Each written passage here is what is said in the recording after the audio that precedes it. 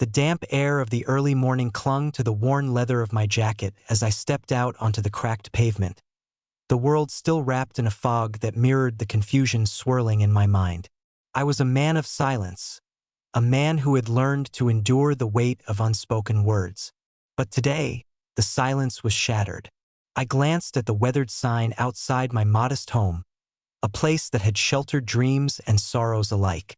For sale, it declared, bold and merciless. The letters seemed to mock me, a cruel reminder of the betrayal that had twisted like a knife in my back. It was my own flesh and blood, my son, Jacob, who had orchestrated this cruel play, conspiring with a corrupt notary to strip me of everything I had painstakingly built over the years. I had heard of the deal through whispers, the kind that slither through the shadows, and the moment I confronted Jacob, the truth had felt like a punch to the gut. His eyes, once filled with the innocence of childhood, now held a coldness that chilled me. "It's just business, Dad," he had said, his voice devoid of the warmth that had once wrapped around my heart like a comforting blanket. "You've got to understand." Understand? How could I understand the depths of his greed, the lengths he would go to escape his own demons? As I walked towards my car, I felt the weight of the world pressing down on me, each step a reminder of my helplessness. The facade I wore like armor was beginning to crack, but beneath that surface lay a simmering fury, a resolve that had been festering since the day I discovered the betrayal. I refused to let this be the end of my story. I would not allow Jacob's ambition to erase my legacy. The office of the attorney was just a few blocks away, a place that had once been a refuge, but now felt like a chamber of judgment. I had called him, requested a meeting under the guise of seeking legal advice. But beneath my calm demeanor was a plan, a carefully woven narrative that would unfold in the dark corners of my mind. I had something Jacob didn't know about, a secret that could shift the balance of power. As I entered the building, the stark fluorescent lights buzzed overhead, illuminating the stark white walls that felt sterile and cold, much like the justice system itself. Each footfall echoed in the silence, a reminder of how isolated I felt, a man cast adrift in a sea of betrayal. I approached the receptionist, her eyes flickering with recognition before she nodded and gestured me towards the waiting area. I sat down in one of the plush chairs, the fabric worn but familiar. The scent of old paper and ink filled the air, a reminder of the countless stories that had unfolded within these walls. I had read about many men who had faced down adversity, but here I was, a man of quiet strength, forced to confront the harsh reality of my own son's actions. Minutes ticked by slowly, each second amplifying the tension in my chest. I could feel the weight of my own thoughts pressing in on me, the bitterness of betrayal mixing with the warmth of paternal love. How had it come to this? The boy I had raised, who once looked up to me with admiration, now saw me as an obstacle in his path to success. The door to the attorney's office swung open with a soft creak, and a tall man in a sharp suit stepped out, his face a mask of professionalism. "Mr. Carter?" he called, and I nodded, rising to follow him inside. The office was cluttered with case files and law books, a chaotic testament to the battles fought within these walls. "Thank you for coming on such short notice," he said, gesturing for me to sit. "I understand you have some concerns regarding your property." "Yes," I replied, my voice steady despite the turmoil swirling inside. "I've been informed that my son has taken steps to sell my house without my consent." The attorney's brow furrowed, and he leaned back in his chair, fingers steepled in thought. "I see. That's a serious issue. We may have grounds to contest the sale." I could feel the flicker of hope igniting within me, but I knew that hope alone wouldn't be enough. "I'd like to explore all possible options," I said, my tone firm, "including legal action against those involved." The attorney nodded, scribbling notes on a pad as I continued. "I have reason to believe that this entire deal is fraudulent, orchestrated by my son and a third party." "Fraud is a serious accusation," he replied carefully, but I could see the glimmer of interest in his eyes. "Do you have evidence?" And here it was, the moment I had prepared for, the moment I had been waiting for.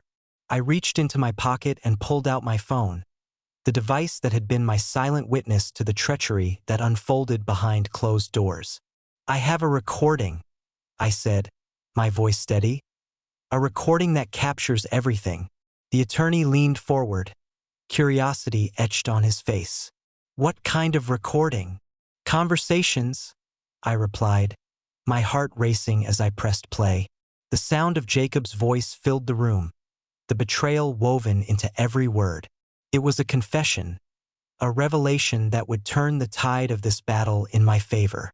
As the recording played, I watched the attorney's expression shift from skepticism to shock. The weight of my son's deceit hung heavy in the air, and for a moment, the world around us faded into the background. I could see the pieces of my plan starting to fall into place, the cold calculation driving me forward. Jacob had no idea what I was capable of, no understanding of the lengths I was willing to go to reclaim my life. The recording ended, and silence enveloped us like a shroud. The attorney sat back, his eyes wide with realization. "This changes everything," he said slowly, a newfound respect in his tone. I smiled, a small, knowing smile that belied the storm brewing within. "Yes, it does." As I left the office, the weight of the world felt a little lighter on my shoulders. I was no longer just a victim of betrayal. I was a man with a plan, a man ready to reclaim not just my home, but my dignity. The fog had begun to lift, revealing a path forward, one that would lead me through the darkness and towards the light of justice. Jacob would learn that actions have consequences, and I would be the one to teach him that lesson. The silence in the attorney's office stretched like a taut wire, vibrating with unspoken tension. I could feel the weight of my revelation pressing down on the air between us, thick and palpable, as if it could suffocate us both. The attorney leaned forward in his chair, his sharp gaze piercing through the fog of uncertainty that had clouded my mind since Jacob's betrayal. The sterile office, with its stark white walls and clinical furnishings, felt even more isolating now, a reminder of how alone I truly was in this fight. "Are you certain of what you have?" he asked, his voice steady but laced with urgency, as if he feared the answer might shift the ground beneath our feet. I nodded, my throat tightening as I recalled the moment I had captured Jacob's confession. It had been late one evening, the sun sinking behind the horizon, casting elongated shadows that danced across our living room. I had been cleaning out the attic, rummaging through boxes of forgotten memories, when I stumbled upon the old tape recorder, a relic from a time when I had believed in the honesty of my son. It had been a simple decision to press record that night, a fleeting impulse that now felt like a lifeline. "Jacob didn't think I would ever find out," I said, my voice steady despite the turmoil roiling beneath the surface. "He thought he could sell the house out from under me, just like that." I snapped my fingers to punctuate the betrayal, the sound echoing in the silence. The attorney leaned back, his expression shifting from skepticism to contemplation.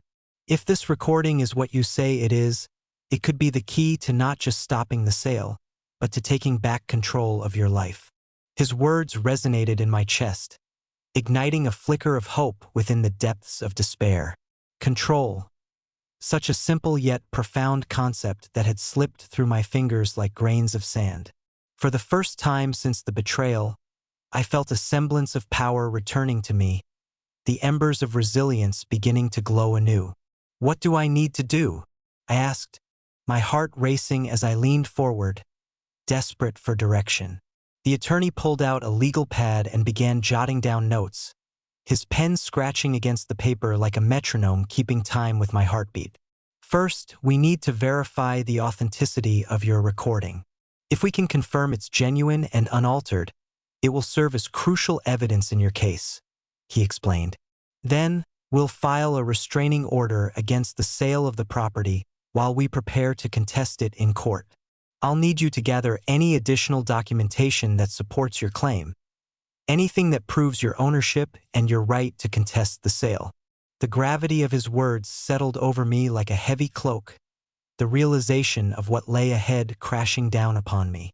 I was stepping into a battlefield, armed not with weapons but with the truth. A truth that had been twisted, turned, and sullied by the very person I had raised. Jacob, he won't take this lying down, I said, the thought of confronting my son sending a shiver down my spine. I suspect he'll fight back, the attorney replied, his gaze unwavering. But the law is on your side, provided we can present a solid case. You have to be prepared for him to use every trick in the book to paint you as unfit or unreliable. The attorney's words echoed in my mind, stirring an unsettling cocktail of anger and sadness. Jacob was not just my son. He was the embodiment of my hopes and dreams. Yet here he stood, on the opposite side of a chasm carved by greed and betrayal. Why would he do this? I murmured, almost to myself. I sacrificed everything for him. Ambition can corrupt even the most innocent of hearts. The attorney replied, his voice low and somber. In the face of opportunity, people often forget the bonds that should hold them together. I stared out the window, watching as the early morning fog began to lift, revealing the outlines of a world that felt both familiar and foreign. The trees swayed gently in the crisp air, their leaves glistening with dew, a reminder that life continued even amidst the chaos that had engulfed my own. Can I trust you? I asked, turning my gaze back to the attorney, searching for sincerity in his eyes. He met my gaze without hesitation. You can.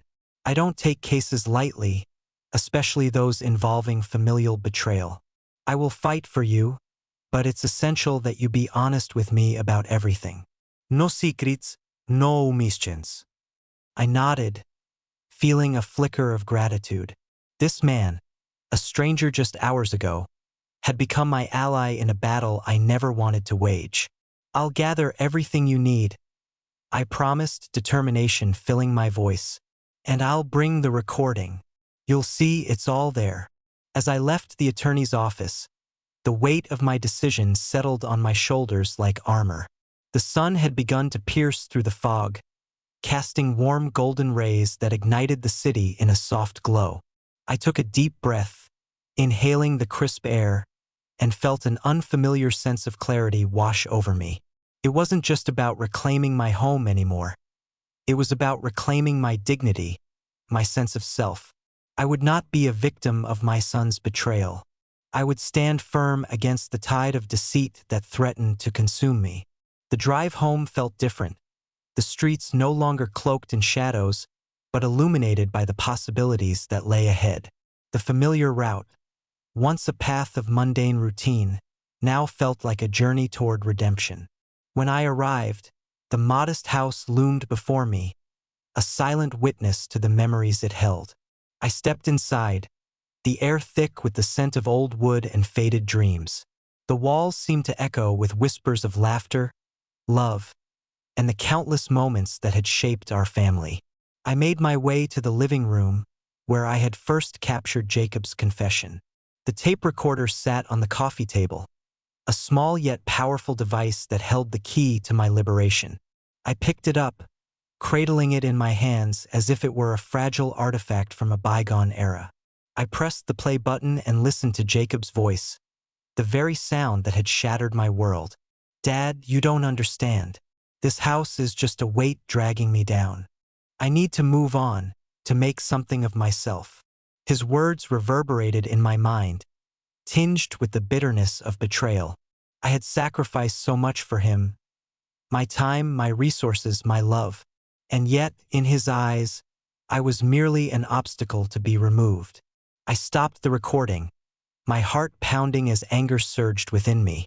I would not let this betrayal define me. I would confront my son, not just as a father but as a man who had the right to stand up for himself.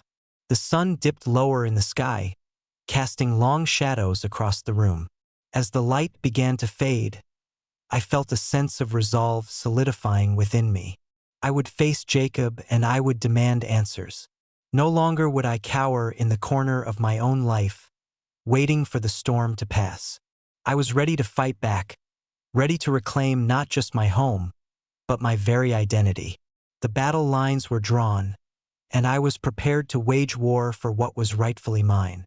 The fog that had once clouded my mind had lifted, revealing a path ahead, a path that led to justice, to truth, and ultimately, to my own redemption. The air in my modest home felt heavier than the fog outside, thick with the scent of old wood and memories I had clung to like a lifeline. Each creak of the floorboards underfoot echoed the weight of my despair. I stepped into the living room, the sun's timid rays filtering through the draped windows, illuminating dust motes that danced like specters in the stillness. This was the place where laughter had once bounced off the walls, where the warmth of family gatherings had flickered like candlelight. Now, it felt like a mausoleum, a shrine to dreams that were slowly being buried by betrayal. With each passing minute, I could feel the tendrils of anxiety tightening around my chest. The thought of confronting Jacob twisted in my gut like a knife. How could he do this to me? The boy I had sacrificed so much for, the same child whose first steps I had cheered on with unrestrained joy, was now a stranger cloaked in greed. I reached for the recording device, its cold metallic surface a stark reminder of the power it held. This tiny object, barely the size of my palm, contained the truth that could shatter the carefully constructed facade Jacob had erected. As I sat on the edge of the worn-out couch, my fingers tracing over its frayed seams, I replayed the conversation in my mind, the sound of Jacob's voice laced with arrogance as he confessed to his betrayal. Each word had sliced through my heart, leaving a raw wound that still throbbed with pain. "I'll do what it takes, Dad. I can't let you hold me back anymore." His ambition had become an insatiable beast, consuming everything in its path, including our bond. The phone buzzed on the coffee table, breaking the suffocating silence. It was a reminder of my meeting with the attorney, a chance to reclaim not just my home, but my dignity. I had to act quickly. The clock was ticking, and I could almost hear it counting down to the moment when Jacob would finalize the sale. I glanced out the window, watching as the last remnants of fog began to lift, revealing the world outside, a world that felt foreign and unwelcoming. The street was quiet, save for the distant hum of city life beginning to stir. I took a deep breath, letting the cool air fill my lungs, and steeled myself for what lay ahead. I had a plan, and for the first time in days it felt like I was grasping the edges of hope. The attorney's office was just a few blocks away, a stark contrast to the warmth of my home. As I stepped inside, the cold, sterile atmosphere enveloped me like a shroud. The walls were painted in muted tones, and the furniture was impeccably arranged, as if every object were positioned to convey authority rather than comfort. I felt out of place, a stranger in a world ruled by rules and regulations, where emotions were often brushed aside in favor of cold, hard facts. "Mr. Thompson, good to see you again," the attorney said, his voice smooth yet lacking warmth. He gestured for me to take a seat, a practiced smile on his face that didn't quite reach his eyes. The familiar scent of polished wood and fresh paper filled the room, a reminder of the legal battles that often raged within these walls.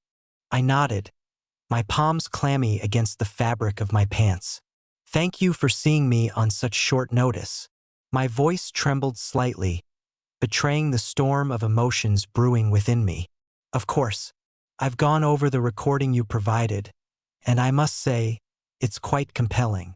We can use this to build a strong case against the sale of your home." He leaned forward, his expression shifting to one of seriousness. "But I need you to understand, this is not just a legal battle. It's personal." I swallowed hard, the weight of his words sinking in like a stone. "I know. It's my son we're talking about." "Precisely. It's crucial that we tread carefully. Emotions can cloud judgment, and I want you to be prepared for the possibility of pushback from Jacob." He paused, studying my face. "Are you ready for that?" "Ready?"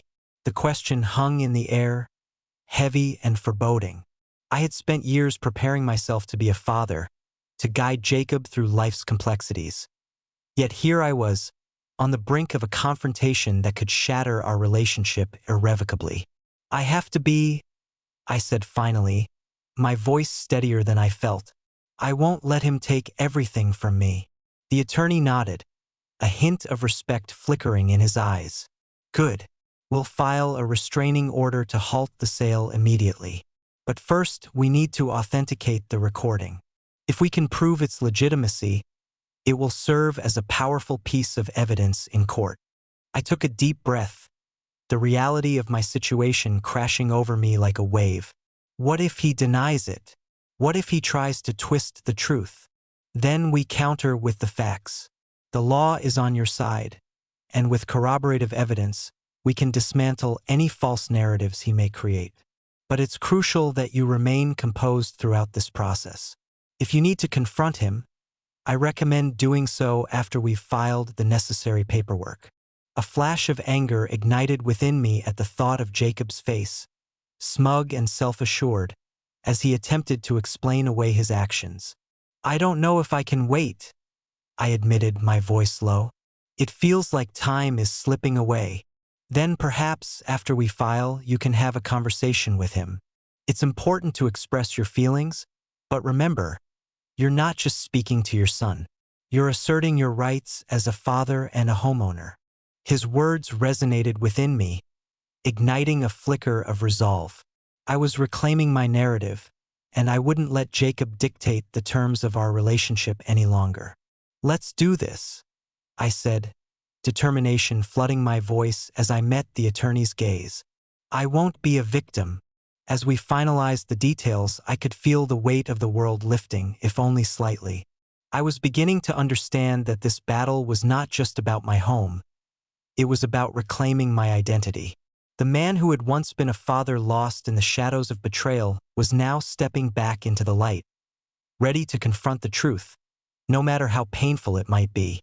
When I left the attorney's office, the sun had fully risen, casting a golden hue over the city.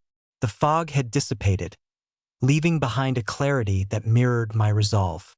With each step I took, I felt the heaviness of despair give way to a newfound strength. I was no longer lost in the shadows. I was forging a path toward justice.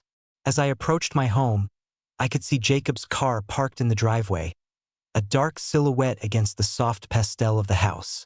My heart raced, anticipation mingling with dread. This was it, the moment I had both dreaded and yearned for. I pushed the door open, the familiar creak greeting me like an old friend. "Dad!" Jacob called from the living room, his voice betraying none of the tension that crackled in the air between us. "Jacob!" My voice was firm, steady, as I stepped into the room. There he stood, his expression a mask of casual indifference that only fueled my anger. "I'm glad you're home. I wanted to talk about the house?" I interrupted, my tone sharper than intended. "About selling our home without my consent?" His eyes flickered with surprise, possibly even guilt, but he quickly masked it with bravado. "Dad, I did what I thought was best for us." "You're not thinking rationally." "Rationality?" I echoed, incredulous. "You think it's rational to betray your father for money? To conspire with a notary to rob me of everything I've worked for?" Jacob's face hardened, and for a moment, I recognized the boy I had raised slipping away, replaced by a stranger driven by ambition. "You just don't understand. This is my chance. It's your chance to destroy this family." I shot back, my heart pounding in my chest. "You've turned your back on everything we built together." Tension hung thick in the air as we stood facing each other, two sides of a bitter conflict.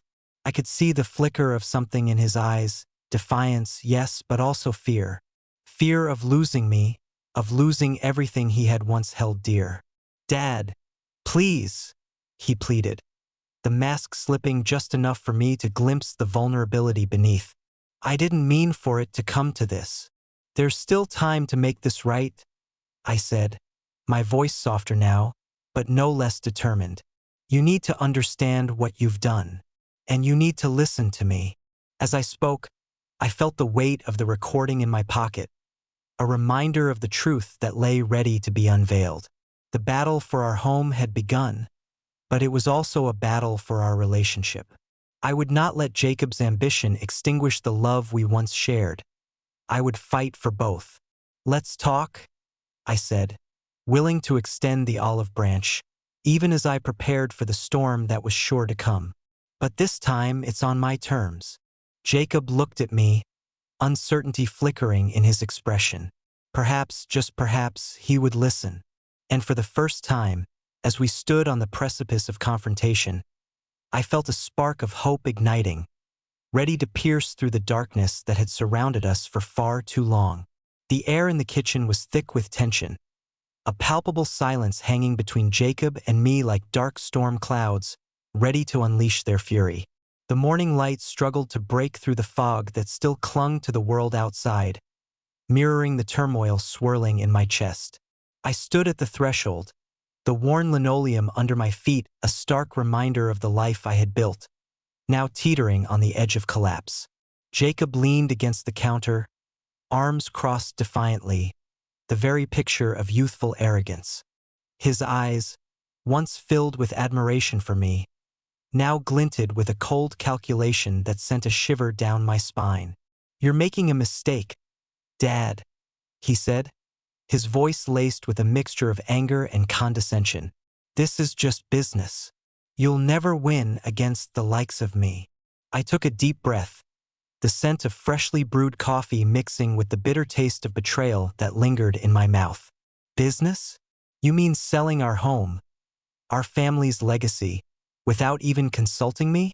You call that business?" His gaze hardened, and for a moment, I saw a flicker of the boy who used to sit on my knee, eager for stories of heroes and adventure. "You don't understand. This place is a burden. We need to move on, find something better. I'm just trying to help, Dad."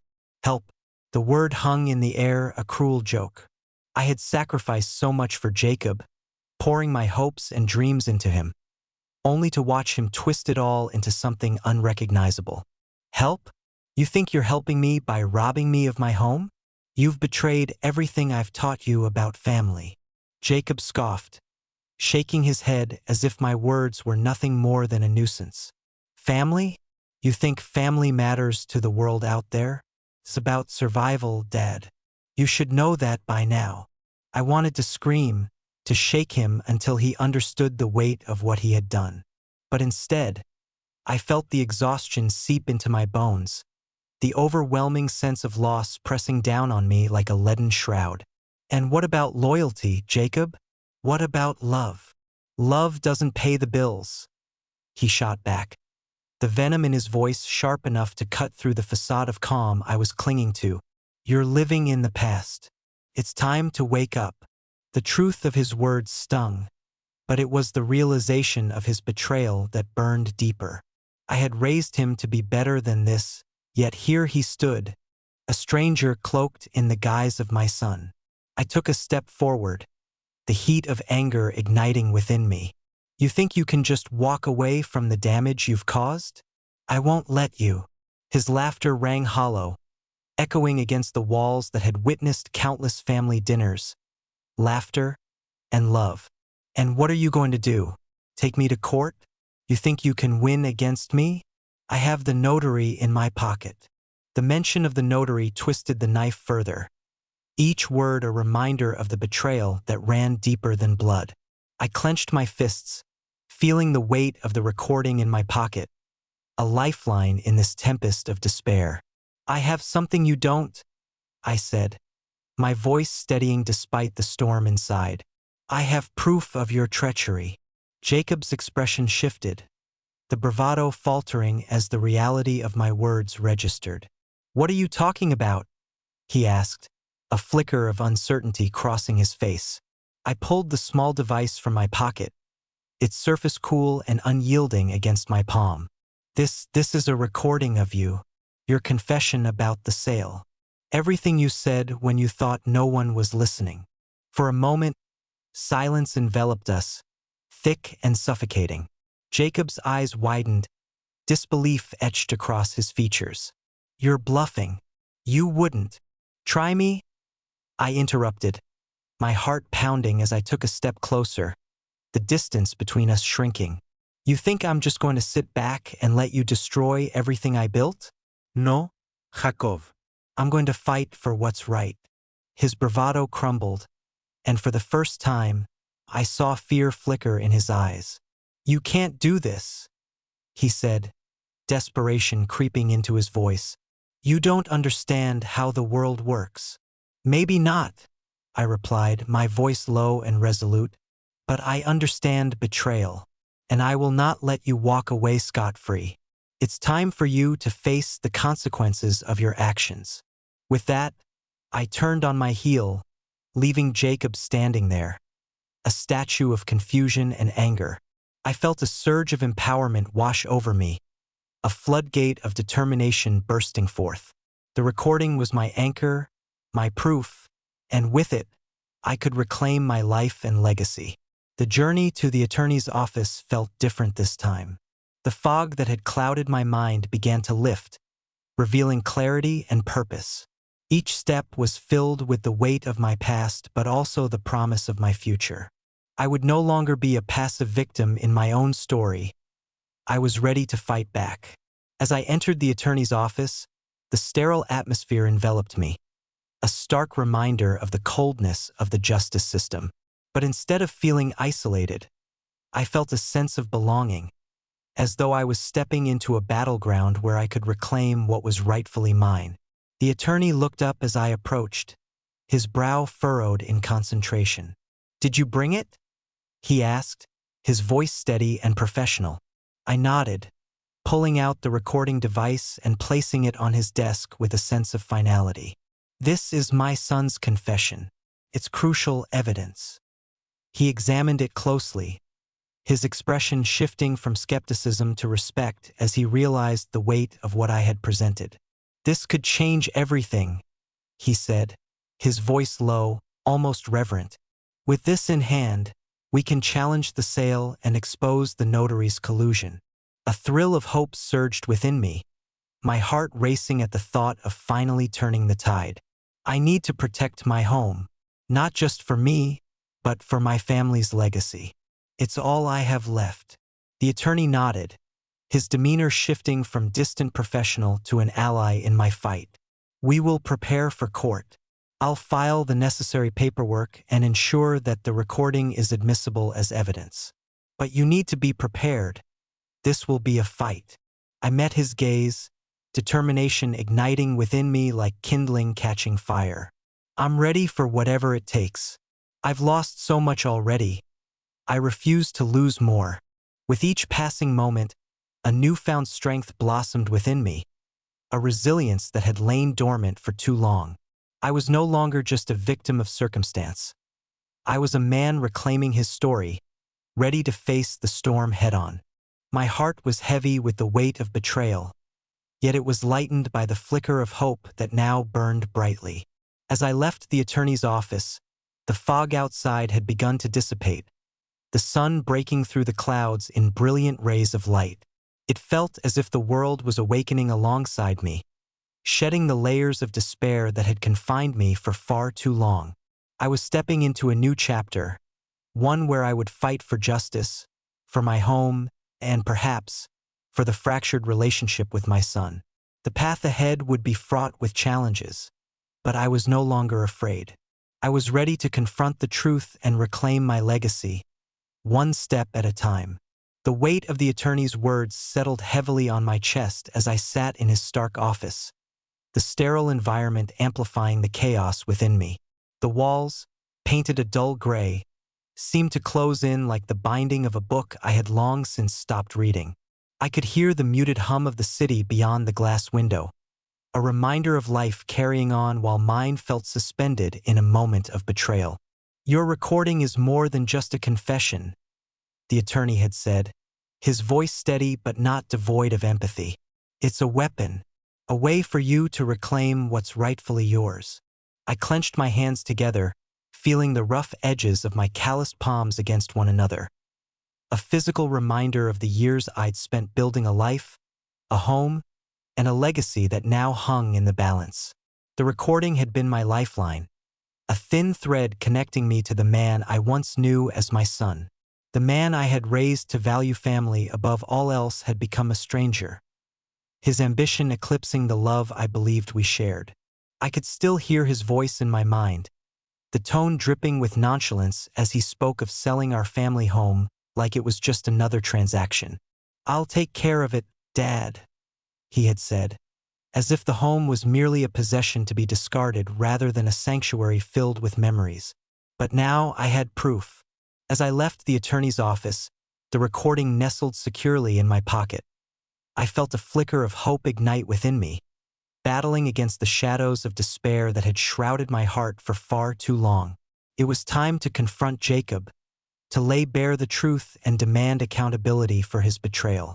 The drive home felt interminable, the world outside a blur of concrete and steel, each building a monument to dreams fulfilled and dreams shattered. I could feel the anticipation thrumming in my veins, a tension that tightened my grip on the steering wheel. The familiar streets, once comforting, now felt foreign, each turn reminding me of the sanctuary that had turned into a battlefield.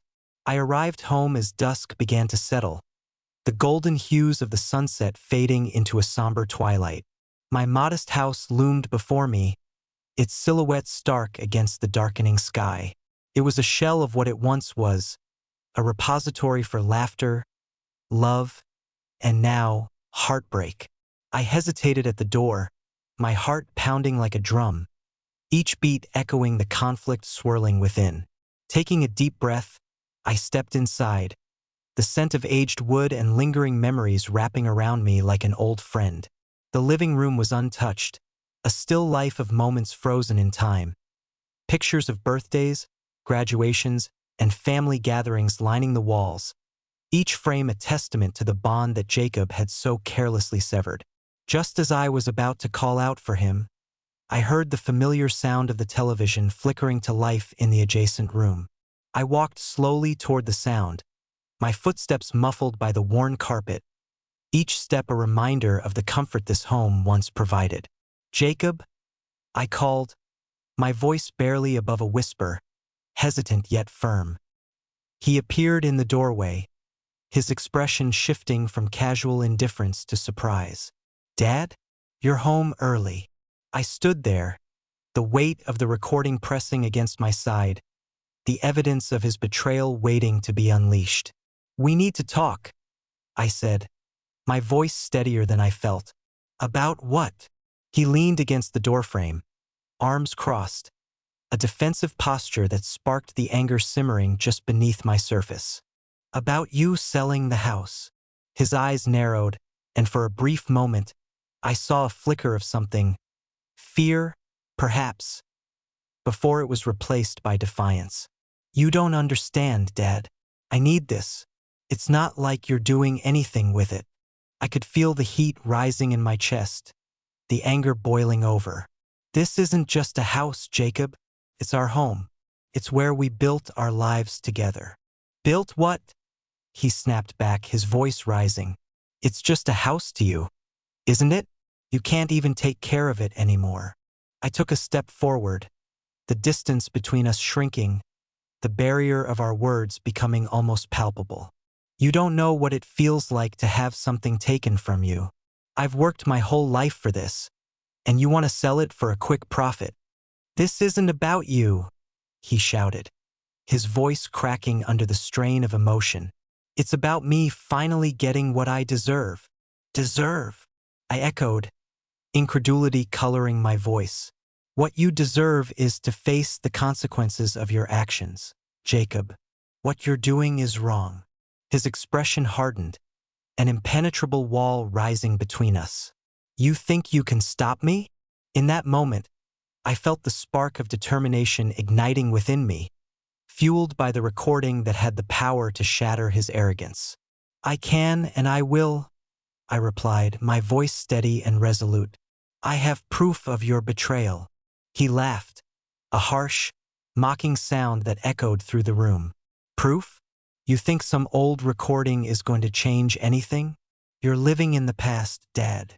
I pulled the recording from my pocket, the small device feeling like a small but potent bomb in my hand. Listen to this, I said, my heart racing. And tell me who's living in the past. His expression shifted from mockery to disbelief as I pressed play, the sound of his own voice spilling into the air like poison. I watched as he paled, the bravado draining from his face with each word he had spoken, revealing the cold ambition that had driven him to betray me. I don't care about the memories, Dad. This house is just a burden. I need the money to move on. The recording continued, and I felt a surge of power. Each confession was a thread unraveling the tapestry of lies he had woven. When the recording ended, silence enveloped us like a thick fog, the weight of truth hanging heavily in the air. Jacob stood frozen, disbelief etched across his face as the reality of his actions crashed down around him. You can't use that against me, he stammered, his bravado shattered. I can, and I will, I said, my voice steady, the echo of my heart resonating with newfound clarity. As I watched my son grapple with the consequences of his ambition, something shifted within me. The despair that had clung to me like a shadow began to lift, replaced by a sense of empowerment I hadn't felt in years. I had fought for my home, my legacy, and most importantly, for the relationship I still hoped could be salvaged. Jacob, I said, my tone softening, this doesn't have to end here. You still have a choice. We can work together to fix this. His gaze fell to the ground, shame flickering behind his eyes. I don't know if I can fix this. Then let's start with honesty, I urged, stepping closer, allowing the distance between us to shrink. I want to understand why you felt you had to do this. There's still time to make things right. As I stood there, the tension between us shifting like the tide, I realized that the journey ahead would not be easy. But with each passing moment, I felt a flicker of hope igniting within me. A hope that maybe, just maybe, we could rebuild what had been broken. And as the last light of day faded into night, I understood that the battle for our home was only the beginning of the fight for our family. The air hung thick between us, a taut string ready to snap, as Jacob's bravado faltered. The moment stretched like a taut wire, vibrating with the weight of his own recorded words. The very confession that had left his lips so easily moments ago now hanging heavily in the air. I could see the flicker of recognition in his eyes, a fleeting glimmer that betrayed the facade of nonchalance he had worn like armor. You recorded me? He stammered, the bravado spilling away like sand through clenched fingers. The shock on his face was a stark contrast to the coldness he had exhibited just moments prior. I could almost taste the bitterness of betrayal on my tongue, a sharp reminder of the depth of his ambition that had led him to this point. Every word you spoke, Jacob, I replied, my voice steady despite the storm raging within me. Every single word. You thought you could sell the house, our home, without a second thought. I gestured toward the modest living room behind me, filled with memories of laughter, tears, and everything in between. It was more than just a house. It was the bones of our family history, and he had treated it like a mere property to be flipped. His eyes darted around the room as if searching for an escape, a way to distance himself from the reality of what he had done.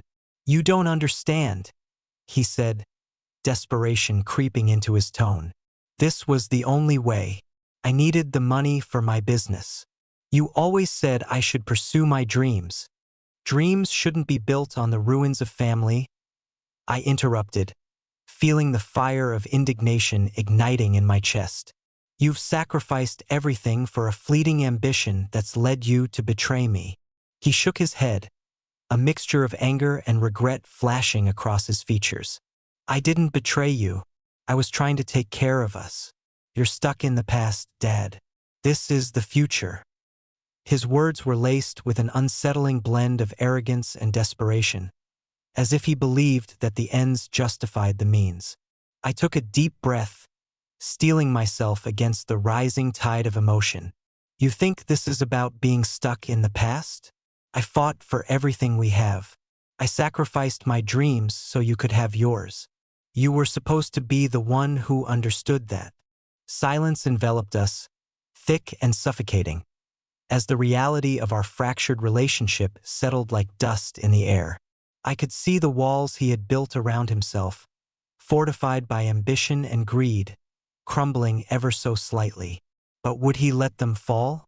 "Dad," Jacob said softly, his voice almost a whisper now, the edge of anger dulled by the weight of his choices. "I didn't think it would come to this.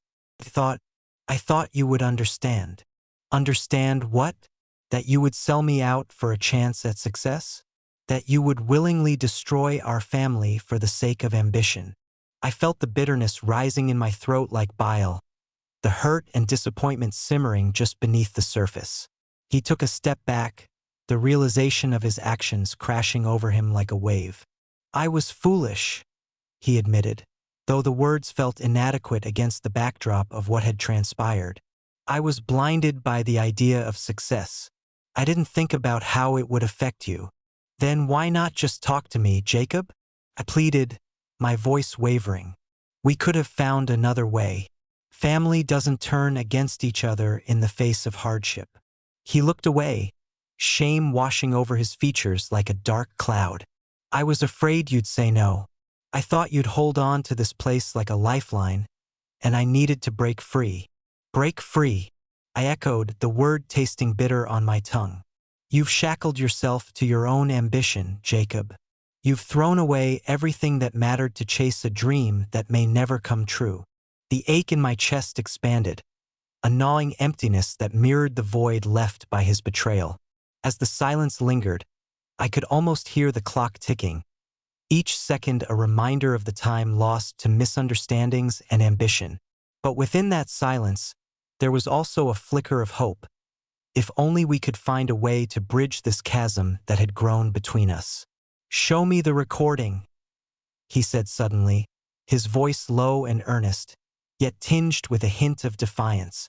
I hesitated, the weight of my decision pressing down on me.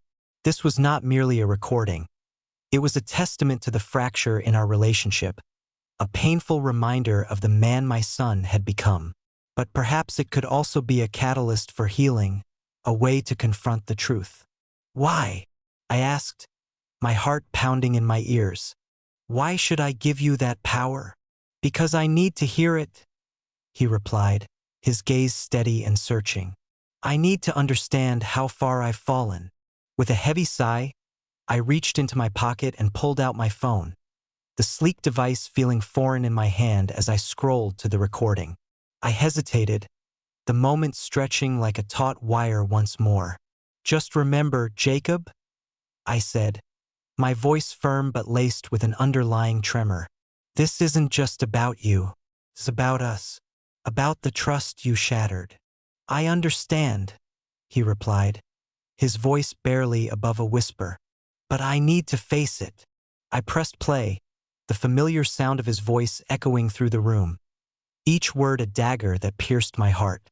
"It's just business, Dad," he had said, devoid of the warmth that had once characterized our relationship.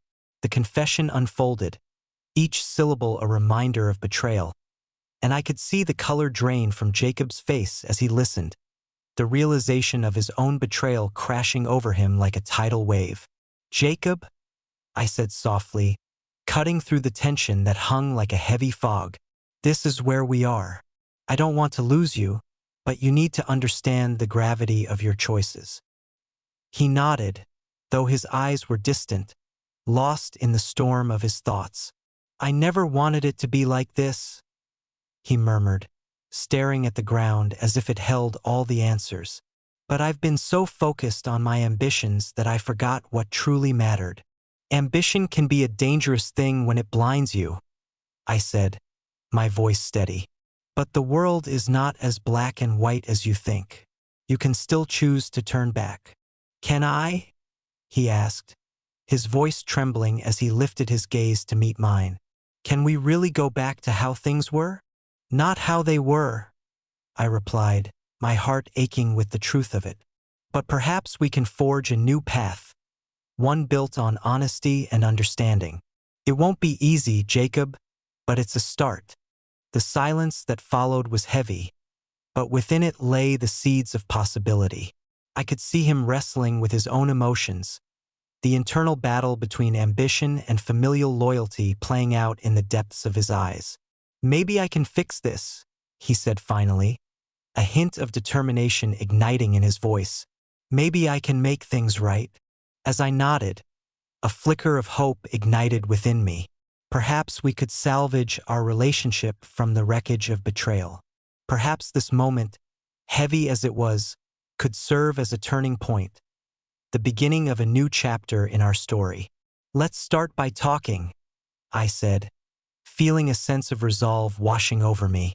Let's find a way to rebuild what's been broken, together. And for the first time in what felt like an eternity, I saw a glimmer of understanding in Jacob's eyes, a spark that suggested maybe, just maybe, we could navigate the treacherous waters of our relationship and emerge on the other side, stronger and more united than before. The air in the attorney's office hung thick with a tension that felt almost palpable, like the oppressive weight of a thunderstorm waiting to break. I sat across from the attorney, whose crisp, tailored suit seemed to mock the fraying edges of my reality. The stark white walls and polished mahogany desk felt like an interrogation chamber, and I was the reluctant witness to my own life. Jacob's confession echoed in my mind. The words, once sharp and bitter, now dulled by the passage of time. I could still see his face, twisted in anger as the truth clawed its way to the surface. I had expected denial, resistance, but instead, I had witnessed the collapse of his defiance, revealing the terrified boy beneath the bravado. The recording had unraveled him, inch by agonizing inch. "Mr. Thompson," the attorney said, his voice cutting through my reverie like a knife through silk. "You understand the implications of what you have here?" He gestured toward the small, nondescript recorder resting on the desk between us, the device that held the power to alter the course of my life. "I do," I replied, my voice steadier than I felt. I could feel the weight of his scrutiny, probing into the depths of my resolve. "But I need to know, can this be enough? Will it hold up in court?" He leaned back, the leather of his chair creaking in protest. "The recording is significant. It captures your son's intent to deceive you, and depending on how we frame it, it could sway the court in your favor. However, we must prepare for pushback. Jacob will not take this lying down." The thought of Jacob's retaliation sent a chill down my spine. I knew my son too well. He was a tempest, unpredictable and fierce. "He won't just give up," I said, my voice dropping to a whisper, laden with the weight of my fears. "He'll fight me. The question is," the attorney replied, his gaze unwavering, "how much are you willing to fight back?" I felt a surge of determination rise within me, igniting the embers of my resolve. This was not just about reclaiming the house. It was about reclaiming my dignity, my legacy, a fight for the very essence of who I was. "I'll do whatever it takes," I stated, more fiercely than I intended. "I won't let him take everything from me." The attorney nodded, a flicker of admiration crossing his face. "Then let's formulate a plan. We'll need to gather more evidence and prepare for potential countersuits. Jacob may attempt to discredit the recording or argue that he was coerced." As he spoke, I found myself lost in a swirl of thoughts and emotions. This wasn't just a legal battle. It was a battle for my heart, my very identity as a father.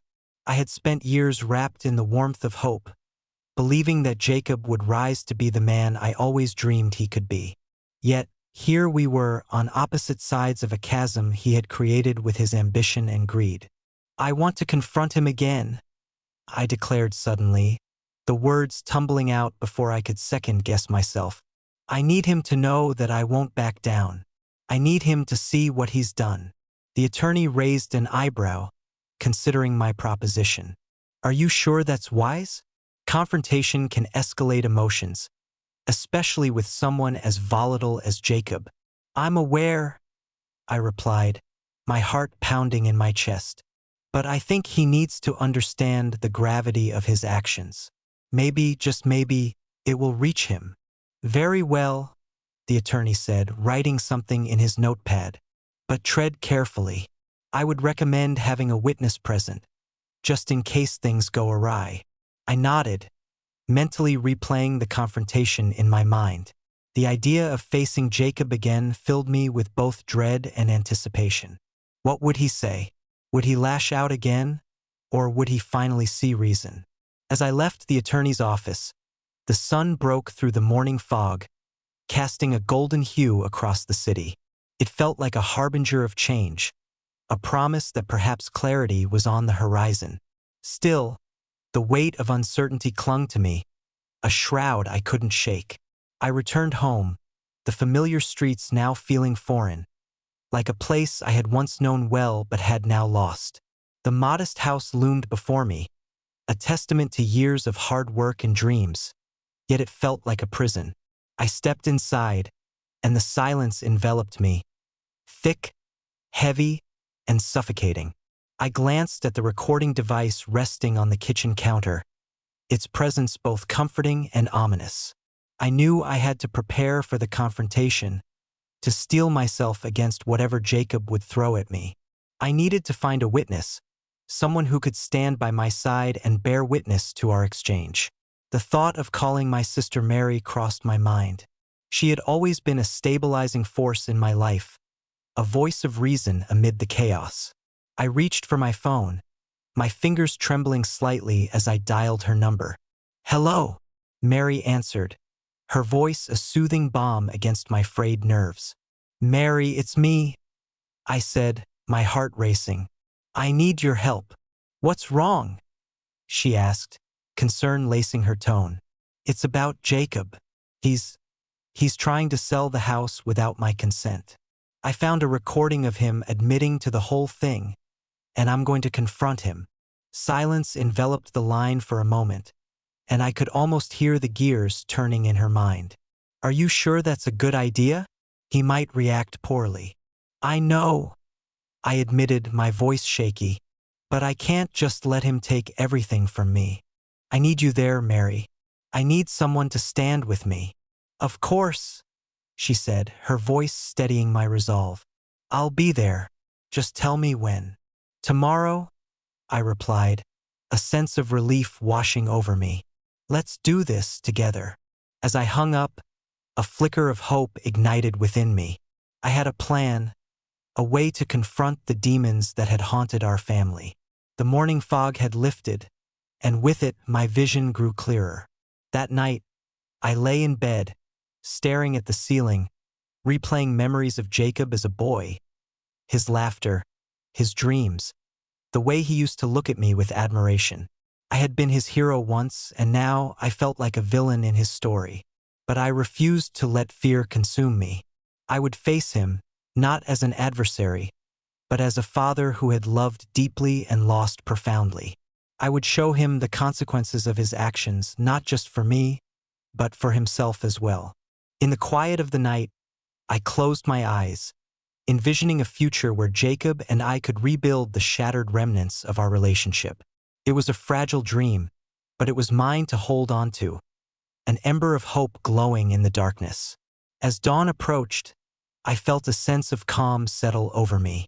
Tomorrow would be a pivotal day, but I was ready. I had the truth on my side, and that truth would light the way through the shadows of betrayal.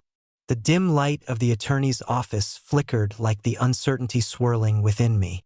I sat across from Mr. Carter, the lawyer, my hands trembling slightly on the polished surface of the table. The air was thick with the scent of leather and faint traces of stale coffee, an aroma that seemed to seep into my very bones, amplifying my anxiety. I could almost hear the echo of my own heartbeat, a steady drum of apprehension punctuating the oppressive silence. "Mr. Thompson," Mr. Carter began, his voice smooth yet firm, "I need you to understand the implications of what you're about to do. Presenting this recording could change everything." His eyes bore into mine, searching for a flicker of doubt, perhaps hoping to find a reason to dissuade me from what felt like a reckless gamble. I took a deep breath, recalling the icy resolve that had settled in my chest since I uncovered Jacob's betrayal. I know what's at stake. I've thought about it all night. The words came out steadier than I felt, a thin veneer of confidence over the tempest churning inside. I need to confront him. I can't just sit back and watch him destroy everything we built. Mr. Carter nodded, his expression softening just a fraction. Very well. But remember, this is not just about the house. It's about your relationship with Jacob. You must be prepared for the fallout. His words hung in the air, a somber reminder that this confrontation was not merely a legal battle. It was a fight for my son's soul and our fractured bond. I had never imagined I would be forced into such a position, a father standing against his own flesh and blood. But that was the reality now, and I had to face it head-on. With a resolute nod, I pulled out my phone, the device that held my secret recording, my weapon in this emotional war. As I set it on the table, I felt a surge of adrenaline coursing through my veins. This recording was not just evidence. It was my voice, my truth, and I was ready to unleash it. "Let's go through it one more time," Mr. Carter said, tapping the screen. The familiar sound of Jacob's voice filled the room, a haunting echo that sent chills down my spine. "I don't care what he thinks," Jacob had said, his tone dismissive, dripping with arrogance. "The house is worth a fortune, and I'm tired of waiting for him to pass. It's time to move on." I clenched my fists, the betrayal stinging fresh, as if it had happened just moments ago. Hearing my son speak those words felt like a knife twisting deeper into my gut. How could he reduce our home, our sanctuary, to mere dollar signs? How had he lost sight of the love and memories that resided within those walls? "It's not just a property, Jacob," I had argued during our last confrontation, desperation lacing my voice. "It's our history, our family legacy. You're throwing it away for a quick profit. Legacy doesn't pay the bills." "Dad," he shot back, his eyes hardening, a wall rising between us that felt insurmountable. As the recording ended, I looked up at Mr. Carter, who was scribbling notes, his brow furrowed in thought. "We need to be strategic about how you present this. You want to ensure that it's not just about the legality of the sale, but also the emotional weight behind it." I could feel the tension crackling in the air, a storm brewing just beneath the surface. "I want Jacob to understand what he's done," I replied, my voice barely above a whisper. "I want him to see how far he's fallen. Then we'll approach it carefully," Mr. Carter said, his demeanor shifting from detached professionalism to a more personal investment in my plight. "We'll call him in and I'll guide the conversation. You just need to be ready for whatever he might throw at you." The thought of facing Jacob again filled me with a mix of dread and determination. I envisioned the confrontation like a battlefield, each word a weapon, each glance a challenge. In that moment, I realized that this was more than just about the house. It was about reclaiming my dignity, about standing my ground against the tidal wave of betrayal that had threatened to sweep me away. As we set the date for the confrontation, I felt the weight of the world on my shoulders. My sister, Mary, would be there as a witness, offering me strength in numbers. I could almost hear her voice of reason in my mind, urging me to stay calm, to hold onto my integrity. The day of the confrontation dawned gray and overcast, the sky mirroring my internal tumult. I arrived at the office early, the sterile walls closing in on me like a vice, each tick of the clock amplifying my anxiety. I paced the small waiting room, the carpet soft beneath my feet but offering no solace to my restless spirit. When Jacob finally arrived, a mix of arrogance and confusion etched across his face. The air shifted. He looked like a stranger, a shadow of the boy I once knew. The moment he stepped through the door, I felt the weight of unspoken words hanging between us, a chasm that seemed insurmountable. "Dad?" he said, his voice laced with a mix of mock surprise and irritation. "What's this all about? I thought we were past this." "Jacob," I said, my voice steady despite the storm raging inside me. "We need to talk." Mr. Carter gestured for Jacob to take a seat, his demeanor professional but firm. "I think it's important we address some recent developments regarding the sale of the family home." Jacob's brows furrowed, confusion quickly morphing into a defensive posture. "What do you mean? I've already told you it's a business decision." "Business decision?" I echoed, my voice rising with the tide of my emotions.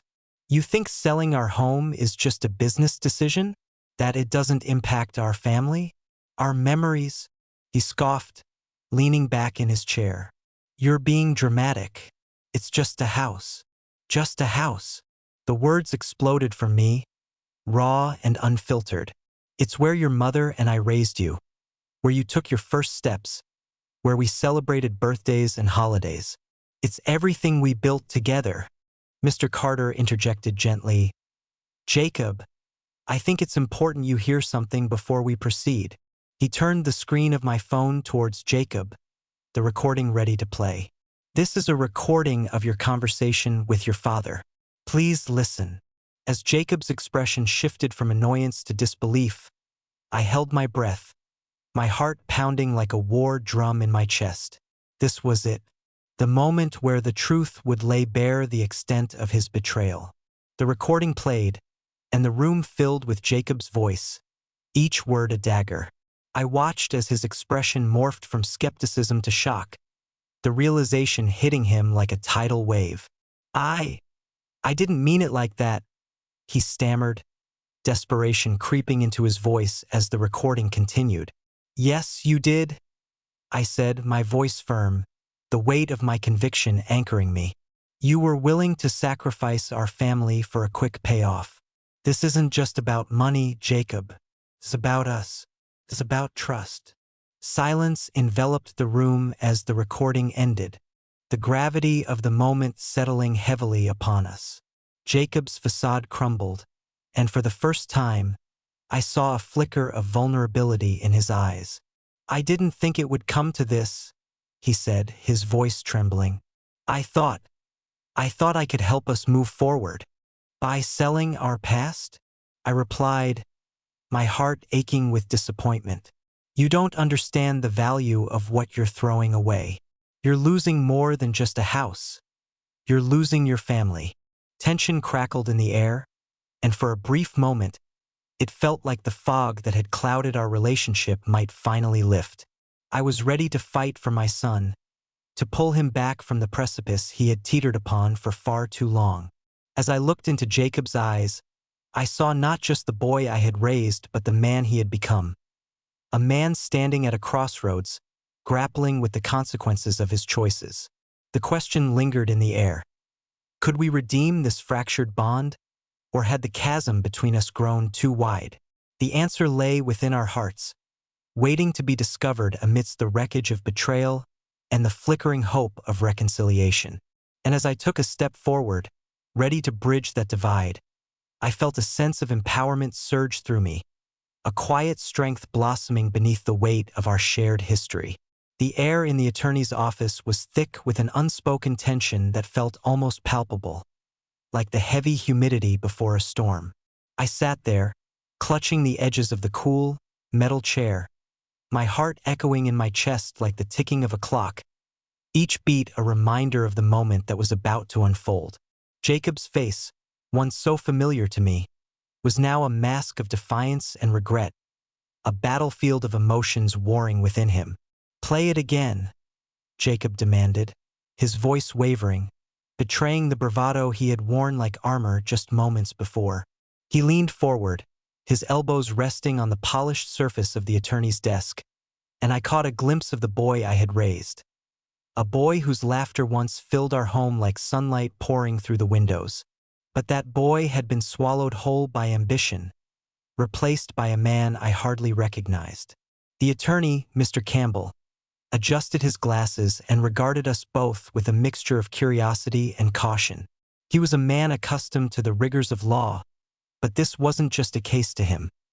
It was a twisted family drama unfolding before his eyes. I could sense his anticipation, the way he leaned back slightly, as if bracing himself for the emotional fallout that was about to erupt.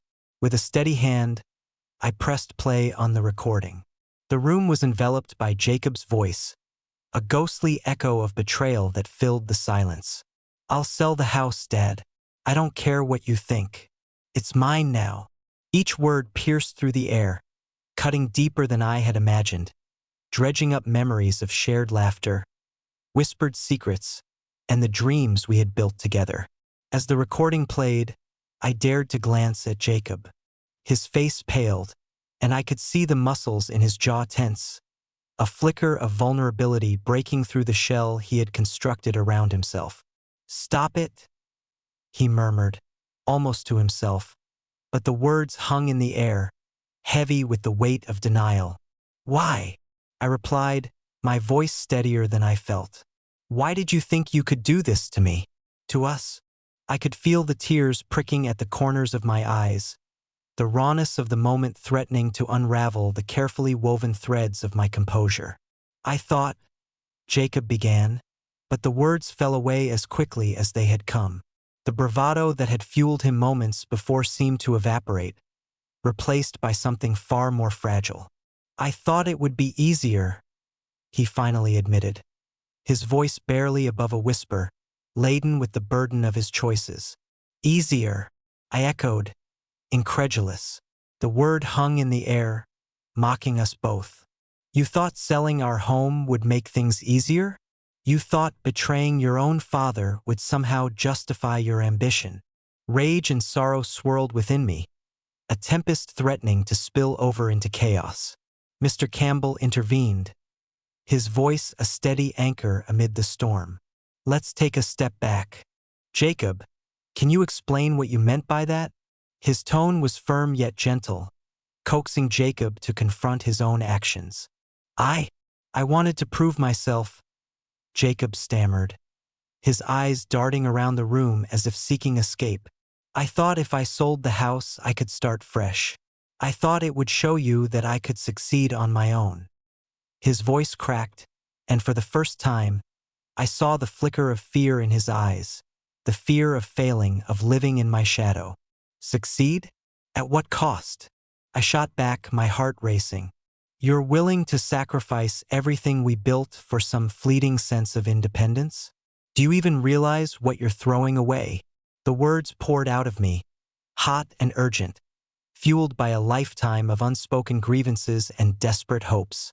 "I didn't think it would hurt you like this," Jacob cried, his voice rising, and the tension in the room escalated, crackling like electricity. "I thought you'd be proud."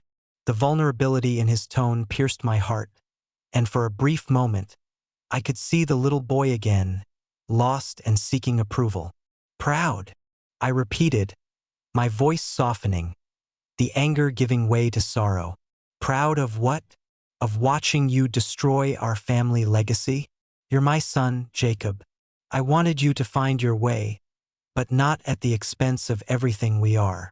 My words hung in the air like a fragile promise, a lifeline tossed into turbulent waters. Jacob's shoulders slumped, and he turned away, staring out the window at the city that loomed beyond the glass, a sprawling maze of ambition and greed. "I don't know how to fix this," he admitted, his voice small, as if the weight of his choices had become too much to bear. "You start by owning your mistakes," I said, the softness in my voice a stark contrast to the storm raging inside me. "You have to face the truth, Jacob. Only then can we begin to rebuild what's been broken."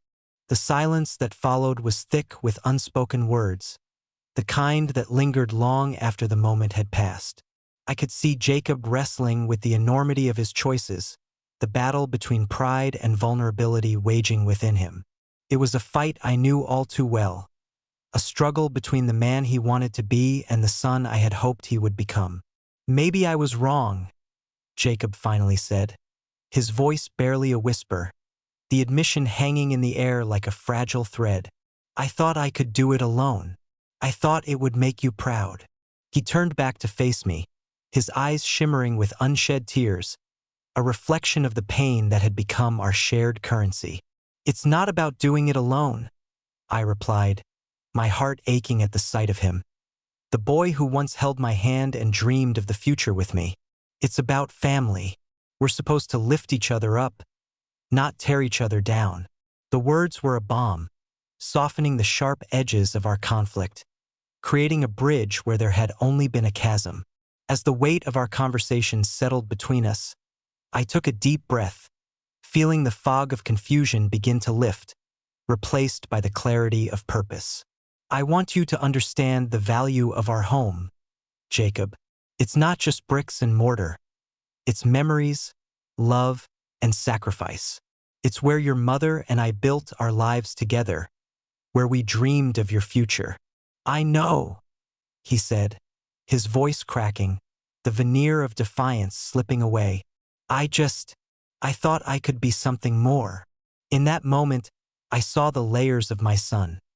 The dreams and fears, the desire for validation, and the shadow of betrayal.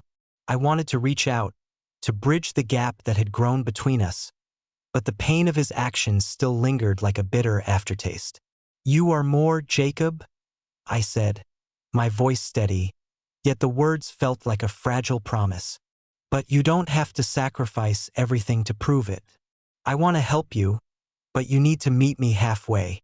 The air shifted, and I could feel the tension begin to ease, the possibility of redemption blooming like a flower breaking through winter's frost. Jacob nodded slowly, as if the weight of my words was finally settling within him. "I want to fix this, Dad. I really do." The sincerity in his voice ignited a flicker of hope deep within me. "Then let's start by talking to Mr. Campbell about how we can move forward. We can find a way to keep our home and your dreams intact." As Jacob turned to face the attorney, I realized that this moment, heavy with the burden of our past, was also a turning point, a chance to reclaim not only our home but the relationship we had almost lost. Together, we could navigate this storm, rebuilding the trust that had crumbled beneath the weight of ambition and betrayal. And in that office, amidst the sterile walls and the echoes of our shared pain, I felt the first stirrings of hope. Perhaps, just perhaps, we could emerge from the shadows of our conflict, hand in hand, ready to face whatever lay ahead.